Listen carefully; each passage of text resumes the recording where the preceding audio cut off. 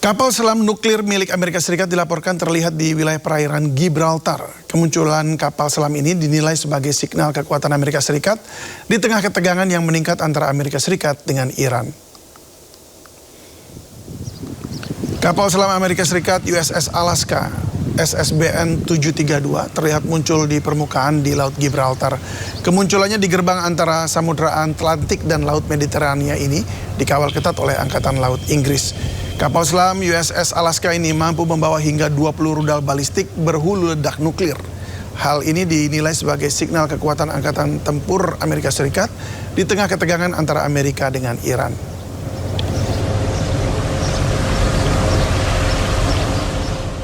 Amerika Serikat telah menyiapkan operasi militer terbaru bernama Sledgehammer. Operasi militer ini dipersiapkan untuk kembali menyerang Iran jika kesepakatan damai gagal.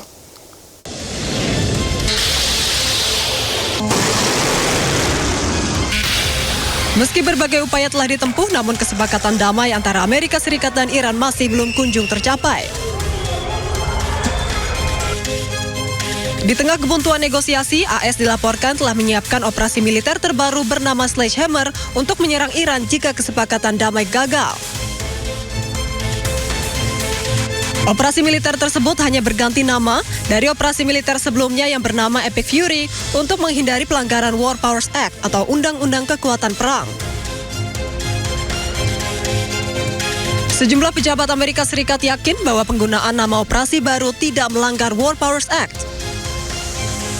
Undang-undang tersebut membatasi waktu 60 hari kepada Presiden AS dalam melancarkan perang melawan negara asing tanpa persetujuan Kongres. Diketahui operasi militer Epic Fury telah berakhir pada bulan April lalu, meskipun AS dan Iran belum mencapai kesepakatan damai. Kedua belah pihak telah berupaya mengajukan proposal damai, namun hingga kini masing-masing pihak saling menolak syarat-syarat yang diajukan. Menteri Luar Negeri Iran Abbas Araghchi menyebut semakin Amerika Serikat mengancam, semakin mereka gagal. Ia juga mengatakan tidak ada solusi militer di Iran pada pertemuan BRICS di New Delhi, India. ما به این تهدیدهاشون عادت داریم. اینها بالاخره مدت هاست که به اشکال مختلف به شیوه های مختلف تهدید خودشون تکرار میکنن. ولی خب خودشون هم میدونن که از تهدیدهایی که کردن، حتی از جنگی که کردن، هیچ نتیجه‌ای نگرفتن تا حالا و نخواهند تونست بگیرن. من امروز هم در صحبت خودم در بریکس این رو مجددا تاکید کردم که هیچ راه حل نظامی برای هر اموری که مربوط به ایران باشه وجود نداره. ایران در مقابل تهدیدها محکم میسته، سرخم نمیکنه. این رو دیدن، تجربه کردن، 40 روز با ما جنگیدن، نتیجهش رو دیدن. ایران در مقابل فشارها مقاومت میکنه. در این حال کسانی که با زبان احترام با ایران صحبت بکنن.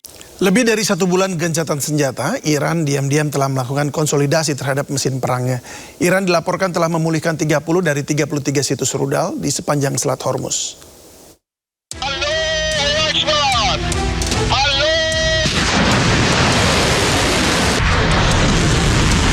Isu terkait kehancuran militer Iran yang selama ini digambarkan oleh pemerintah Amerika Serikat ternyata bertolak belakang dengan temuan dari Badan Intelijen AS. Lebih dari 1 bulan gencatan senjata antara Iran dan Amerika Serikat, Iran secara diam-diam telah melakukan konsolidasi terhadap mesin perangnya. Dilansir dari Middle East Eye, Iran dilaporkan telah memulihkan kembali akses ke sebagian besar situs rudal dan fasilitas bawah tanah. Dengan menggunakan citra satelit dan alat pengawasan lainnya, Badan Intelijen AS mengungkapkan bahwa Iran telah memulihkan 30 dari 33 situs rudal atau 90% fasilitas penyimpanan dan peluncuran rudal bawah tanahnya di sepanjang Selat Hormuz.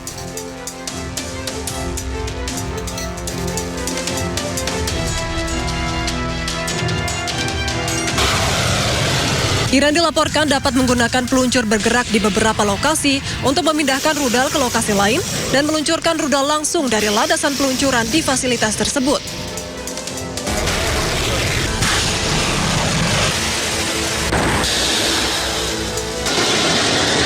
Laporan tersebut juga mengungkapkan bahwa Iran masih memiliki 70% persediaan rudal dari sebelum perang. Diketahui ketegangan di Timur Tengah masih memanas setelah hampir 11 pekan berlangsung. Hingga kini baik Iran maupun Amerika Serikat masih mengupayakan kesepakatan damai, mulai dari melalui bantuan mediator dari Pakistan hingga safari politik ke berbagai negara. Warga Iran menggelar upacara peringatan di sinagog di Teheran, Iran yang hancur akibat serangan Amerika Serikat dan Israel. Tempat ibadah umat Yahudi tersebut hancur di bom Amerika Serikat dan Israel. Puluhan warga dan aktivis di Teheran berkumpul di reruntuhan sinagog Rafinia. Mereka terlihat berkumpul sambil mendengarkan pertunjukan musik dan pidato. Acara peringatan tersebut dilakukan setelah sinagog Rafinia hancur dalam serangan Amerika Serikat Israel baru-baru ini di Iran. Para warga menganggap bahwa sinagog tersebut bukan lagi sekedar tempat ibadah, tetapi telah menjadi simbol kejahatan yang dilakukan terhadap rakyat Iran. Diketahui sinagog Rafinia hancur akibat serangan Israel pada Selasa 7 April. Pemerintah Iran kembali memberi pernyataan perihal blokade di Selat Hormuz. Melalui Menteri Luar Negeri Abbas Araghchi, Selat Hormuz tetap terbuka untuk pelayaran komersial, asalkan kapal-kapal tersebut dapat bekerja sama dengan Angkatan Laut Iran. Kapal-kapal terlihat terhenti di Selat Hormuz pada hari Kamis di tengah pembatasan navigasi yang terus diberlakukan Iran dan blokade Angkatan Laut Amerika Serikat yang berkelanjutan terhadap pelabuhan-pelabuhan Iran.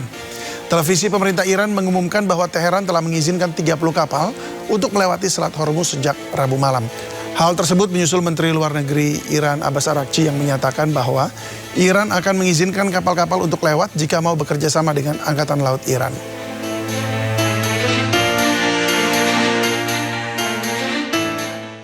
Kepala Senkom atau Komando Pusat Militer Amerika Serikat dicecar Senator Amerika mengenai strategi perang dengan Iran. Senat Amerika Serikat juga menyalahkan tindakan pemerintah yang memblokade Selat Hormuz karena blokade melanggar hukum internasional.